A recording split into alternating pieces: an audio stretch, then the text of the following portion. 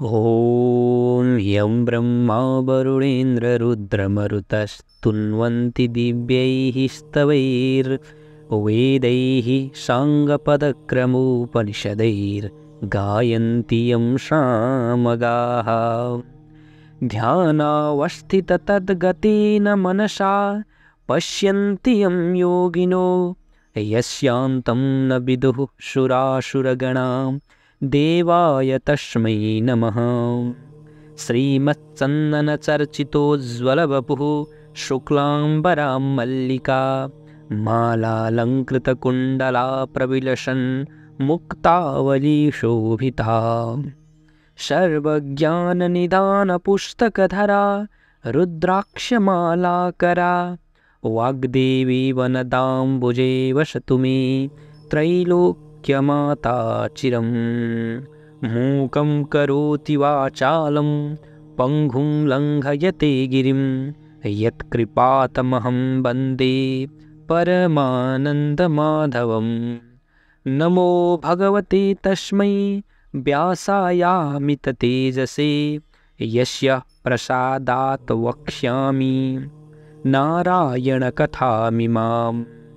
नारायणं नमस्कृत्य नरं चैव नरोत्तमं देवीं सरस्वतीं व्यासं ततो जयमुदीरयेत्। साष्टाङ्गं नमनं कृत्वा स्वस्थानीं परमेश्वरीं कथां सुधोपमां देव्याः श्रुत्वाभीष्टफलं लभेत्।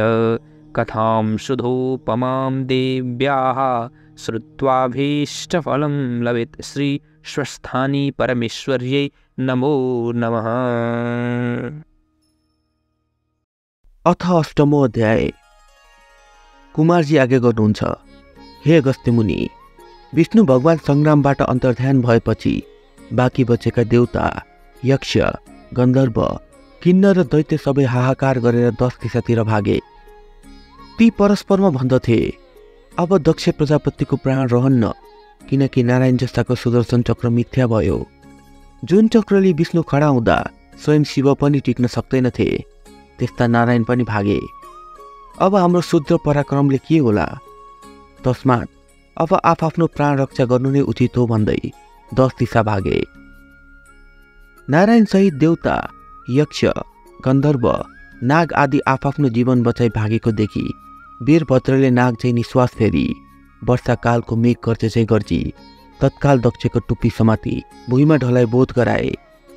हे पापिष्ट दक्ष, तैले महादेवको अनेक निन्दा गरिस्, आफ्नी छोरीको हत्या गरिस्। त जस्तो पापी यस संसारमा खोजे पनि पाइन्न।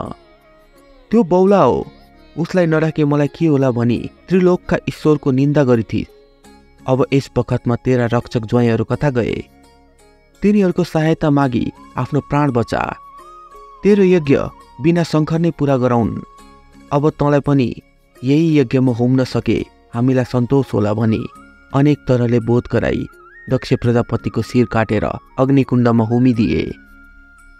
यस्ता प्रकारले दुष्ट संहार गरेको देखि नन्दी, भृङ्गी, चतुर्षष्ठी योगिनी, भूतप्रेत, विषम ज्वर र महाकाली आदिले प्रसन्न भई शिव निन्दक दक्ष प्रजापतिको नाश गर्यो। धन्य धन्य वीरभद्र, तिमी समान वीर यस संसारमा हुन दुर्लभ छ भनी स्तुति गरे। त्यसपछि दक्ष प्रजापतिकी स्त्री वीरणीले आफ्ना पतिको शिर यज्ञ कुण्डमा होमिदिएको देखेर अत्यन्त अध्ययर भई ठूलो हावा चल्दा केराको खम्बा ढले चाहिँ पृथ्वीमा ढली मूर्छा परिन्। केही बेरमा चेष्टा आयो र शोक गर्न थालिन्। हे नाथ, मलाई यस अवस्थामा अनाथ तुलाई कता गयो? जगदीश्वर महादेवलाई यज्ञमा नडाक्दा यस्तो भयो। हे मूढ, व्यर्थको अभिमान मनमा लिएर शिवको निन्दा गर्दा आफू मृत्युमा प्राप्त भयो। मेरो यो गति भयो भनी अनेक प्रकारले शोक गरेर वीरभद्रसित प्रार्थना गरिन्। हे ईश्वर, मेरा पति दक्ष प्रजापति अज्ञानी, मूढ र अभिमानी पनि हुन्। तिनलाई कुनै चेष्टा पनि थिएन। यस्ता मूढको नाश गरी हजुरको के कृति होला? मलाई विधवा नतुलाई स्वामी वरदान दिनुहोस्। हे वीर, आफ्नो सृष्टि आफैले संहार गर्नु अनुचित हो। सृष्टि, स्थिति, संहार गर्ने महारुद्र पनि तिमी, महादेव पनि तिमी, आदि मध्य अन्त्य नभएका ब्रह्मा, विष्णु, शिव जे भने पनि तिमी नै हो।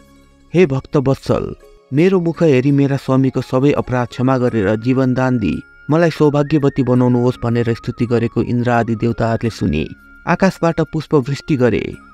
हे वीरभद्र, दक्ष प्रजापतिलाई जीवनदान दिई वीरणीलाई सन्तोष दिनुहोस् भनी आकाशवाणी गरे।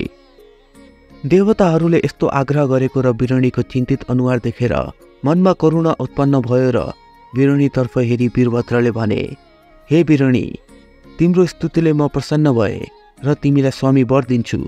तर तिम्रो स्वामीको शिर मैले अघि नै अग्निकुण्डमा हुमिसके। अब यज्ञमा बलि दिएको बोकाको शिर जोडेर जीवित पारिदिन्छु, किनकि दक्षले जगदीश्वरको साह्रै निन्दा गर्यो। अत यो पशु हो, यसैले पशुकै टाउको जोडिदिन्छु। यस्तो वीरभद्रको वचन सुनि वीरणीले हुन्छ भनी अञ्जली जोरी उभिरहिन्। अनि वीरभद्रले यज्ञशालाबाट बोकाको टाउको मगाई पछिल्तिर मुख फर्काएर जोरी दक्ष प्रजापतिलाई जिलाइदिए। दक्ष प्रजापति जीवित भएपछि वीरणीले मनमा सन्तोष मानी छागमुख अर्थात् बोकाको टाउको भएका स्वामी शहीद भई वीरभद्र र महाकालीलाई दण्डवत प्रणाम गरी आफ्नो घर गए।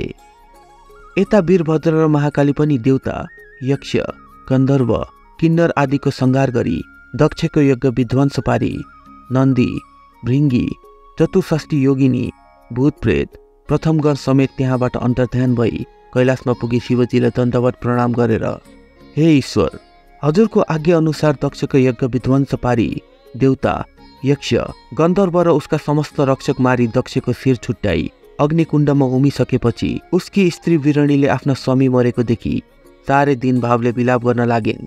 त्यो देखेर मैले अग्निकुण्डमा बलि दिएको बोकाको टाउको ल्याएर पछाडि मुख फर्काई जोरेर दक्ष प्रजापतिलाई जिलाइ आए भनी बिन्ती गरेर महादेव प्रसन्न भई, हे वीरभद्र, हे महाकाली, तिमीहरू धन्य रहेछौ, म प्रसन्न भए।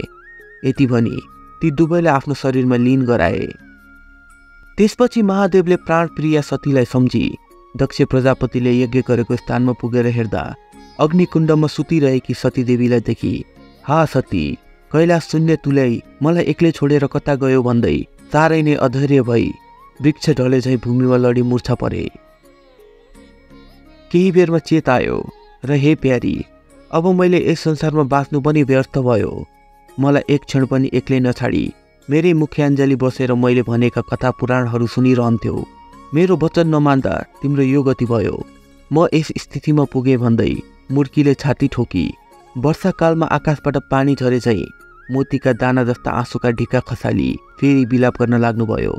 हे प्रिय, म कतै गएर आउँदा सुनको कमण्डलु लिई गोडा धुइदिन आउँथ्यौ। हे प्यारी, मेरो खाने वस्तु भनेर विष, भाङ, धतुरो मेरो स्वामीले खाने वस्तु भनेर जतन गरी राख्दथ्यौ।